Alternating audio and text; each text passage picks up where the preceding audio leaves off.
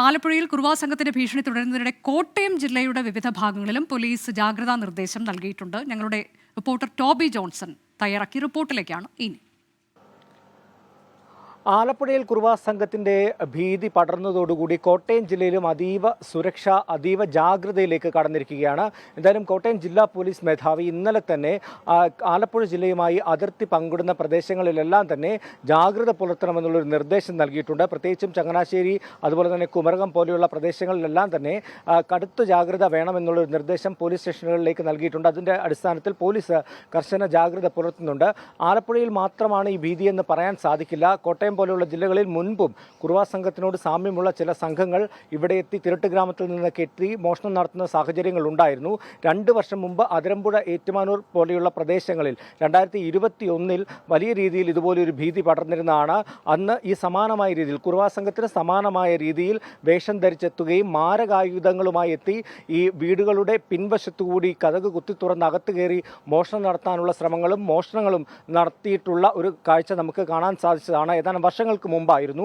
അന്ന് വലിയൊരു ഭീതി ഈ പ്രദേശത്തുണ്ടായിരുന്നു. അതിനുശേഷം പോലീസ് വലിയ ജാഗ്രത പുലർത്തി ഇവരെ പിടികൂടാൻ സാധിച്ചില്ലെങ്കിൽ പോലും കാടടച്ചുള്ള പോലീസിൻ്റെ പരിശോധനകളും മറ്റും നടന്ന ഒരു സാഹചര്യത്തിൽ ഇവിടുത്തെ ഒരു ഭീതി ഒഴിയുകയായിരുന്നു.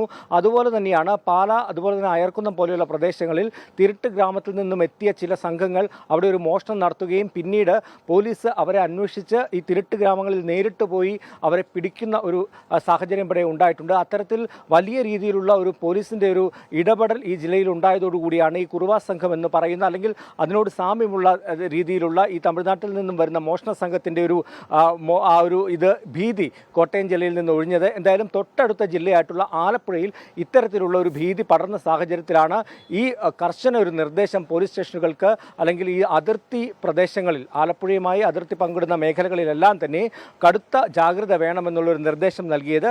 ഏതെങ്കിലും സാഹചര്യത്തിൽ ഇത്തരത്തിലുള്ള സംഭവങ്ങൾ ഉണ്ടാവുകയാണെങ്കിൽ ഉടൻ തന്നെ അടുത്തുള്ള പോലീസ് സ്റ്റേഷനിൽ വിവരം അറിയിക്കണമെന്നാണ് ജില്ലാ പോലീസ് മേധാവി നൽകിയിരിക്കുന്ന വിവരം. എന്തായാലും കർശന സുരക്ഷയിൽ, അല്ലെങ്കിൽ അടുത്ത ജാഗ്രതയിൽ തന്നെയാണ് കോട്ടയം ജില്ല മുന്നോട്ട് പോയിക്കൊണ്ടിരിക്കുന്നത്.